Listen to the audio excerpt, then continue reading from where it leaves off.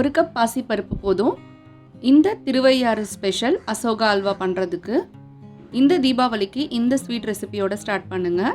வீடியோக்குள்ளே போகிறதுக்கு முன்னாடி யாருக்கெல்லாம் அல்வா ரெசிபி பிடிக்குமோ ஒரு லைக் பண்ணிவிடுங்க. வெல்கம் டு சன்விகா சமையலறை. வீடியோக்குள்ளே போகிறதுக்கு முன்னாடி நம்ம சேனலை ஃபஸ்ட் டைம் பார்க்குறீங்கன்னா சப்ஸ்கிரைப் பண்ணிக்கோங்க. கூடவே இருக்க பெல் ஐக்கானை கிளிக் பண்ணிவிட்டு ஆல் ஆப்ஷன் செலக்ட் பண்ணிக்கோங்க. ரெசிபி எப்படி செய்கிறதுன்னு பார்த்துடலாம். ஃபஸ்ட்டு ஒரு பேனில் 1 கப் அளவுக்கு பாசிப்பருப்பு சேர்த்துக்கலாம். பருப்பு கலர் சேஞ்ச் ஆகாமல் ஒரு 2லேருந்து 3 நிமிஷம் மட்டும் லைட்டாக வறுத்து எடுத்துக்கோங்க. இந்த மாதிரி வறுத்துட்டு சேர்க்கும்போது பருப்பு சீக்கிரமாக நல்லா வெந்து வந்துடும். இப்போ வறுத்தெடுத்த பருப்பை ஒரு குக்கரில் மாற்றிக்கலாம்.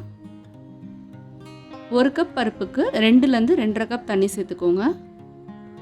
தண்ணிக்கு பதிலாக நீங்கள் 1 கப் பால் 1 கப் தண்ணி கூட ஆட் பண்ணிக்கலாம்.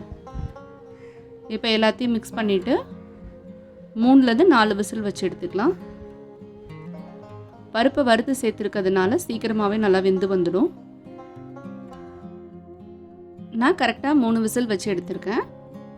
பாருங்கள், பருப்பு இந்தளவுக்கு நல்லா உதிரியாக குழஞ்சி வெந்து வந்திருக்கு.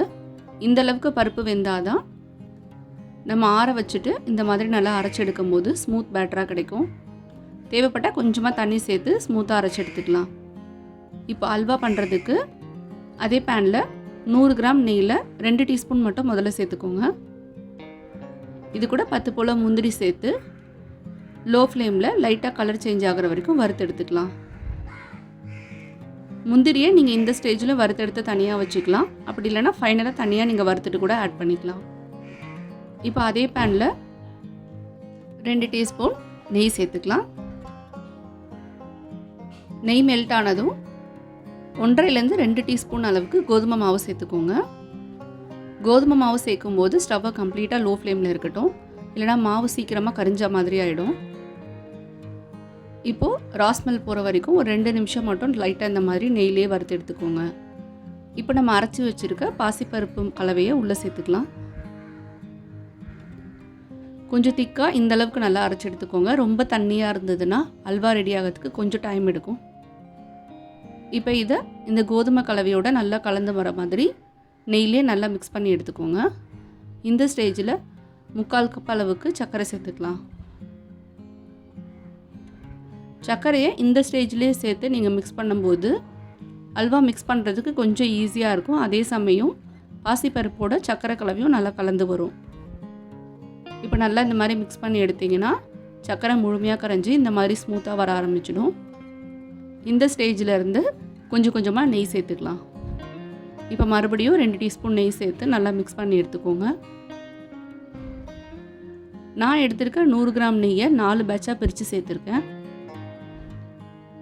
இப்போது ஒரு 1/4லேருந்து 1/2 டீஸ்பூன் அளவுக்கு ஃபுட் கலர் ஆட் பண்ணிக்கலாம்.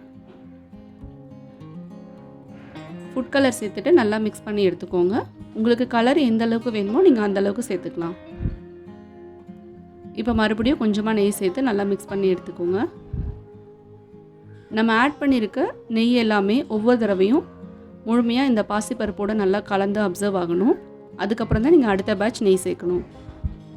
இதே மாதிரி எல்லாம் சேர்த்து மிக்ஸ் பண்ணி எடுத்ததும் நம்ம ஆட் பண்ணியிருக்க நெய்யெல்லாம் ஒரு 10 நிமிஷத்தில் இந்த மாதிரி நல்லா பிரிஞ்சு வர ஆரம்பிச்சிடும்.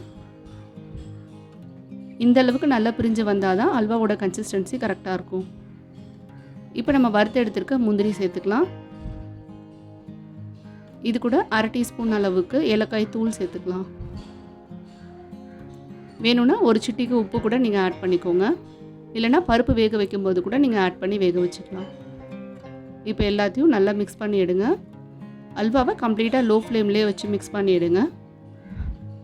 அவ்வளோதான், நம்மளோட சூப்பரான திருவையாறு ஸ்பெஷல் அசோகா அல்வா ரெடி. இந்த தீபாவளிக்கு ஸ்வீட் ரெசிபியோடு ஸ்டார்ட் பண்ணணும்னு நினச்சிங்கன்னா இந்த ரெசிபியிலேருந்து ஸ்டார்ட் பண்ணி பாருங்கள். ரொம்ப டேஸ்டியான அல்வா ரெசிபி. வாயில் வச்சதும் சட்டுன்னு கரையிற மாதிரி அவ்வளோ டேஸ்டியாக இருக்கும். கண்டிப்பாக ட்ரை பண்ணி பாருங்கள். இதே மாதிரி அடுத்தடுத்து இன்ட்ரெஸ்டிங்கான ரெசிபீஸ்லாம் பார்க்குறதுக்கு நம்ம சேனலை மறக்காமல் சப்ஸ்கிரைப் பண்ணிக்கோங்க. வீடியோ பிடிச்சிருந்தால் லைக் பண்ண மறக்காதீங்க. கண்டிப்பாக ஷேர் பண்ணுங்கள்.